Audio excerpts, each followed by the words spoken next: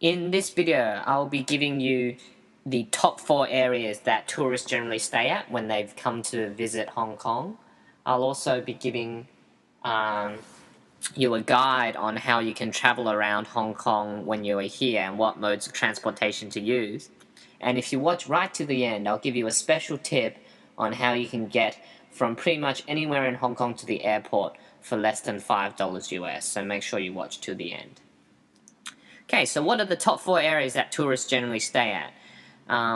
Number 1 area is definitely going to be Soho in central Hong Kong. Now, this area tends to be a little bit more expensive, but the advantages are it's very westernized. There's a whole flock of international restaurants there. It's really like the Soho in New York or Soho in London, and it's a very popular area for expatriates to live. So if you are coming to visit and you kind of want a lively scene, Soho is a pretty good bet. The only downside is it's close to the bar area, so it can definitely be noisy at night.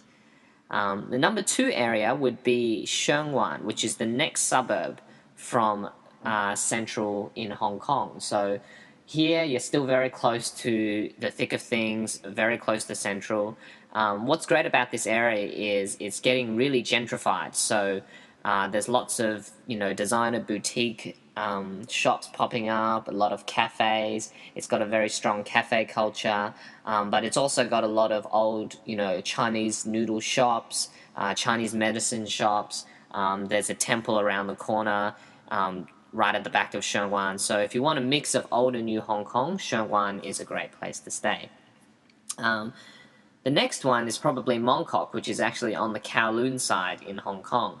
Now, the reason this is popular is it's definitely more of a budget, cheaper area.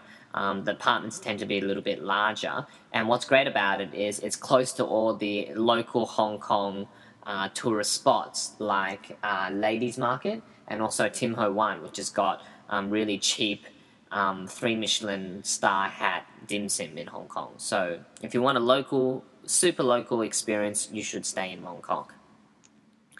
And the last one is Wan Chai. Now, Wan Chai historically used to be a area where the U.S. servicemen and visiting Navy from other countries used to go and stay. So it's still got relics of like the old bar district, and at night it definitely can get a bit noisy as well.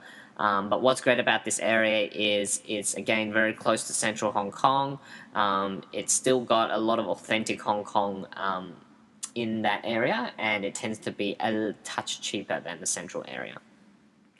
Okay, so how do you get around when you're in Hong Kong? Now, whenever you pick an apartment, one of the things you want to look for is, if you're traveling a lot each day, how close it is to the train station. If you're traveling to and from Hong Kong to further places, like all across to the different islands in Hong Kong, generally the MTR or the train is the best bet. It's cheap, it comes every 5 minutes, so try and look for something that's close to a train station. If you're traveling just around close, within a 10 or even 15-minute drive radius, the best bet, especially if you've got a large group, is just to take a taxi, because if you travel for less than 10 minutes in Hong Kong, the taxi charge is generally less than $5 US.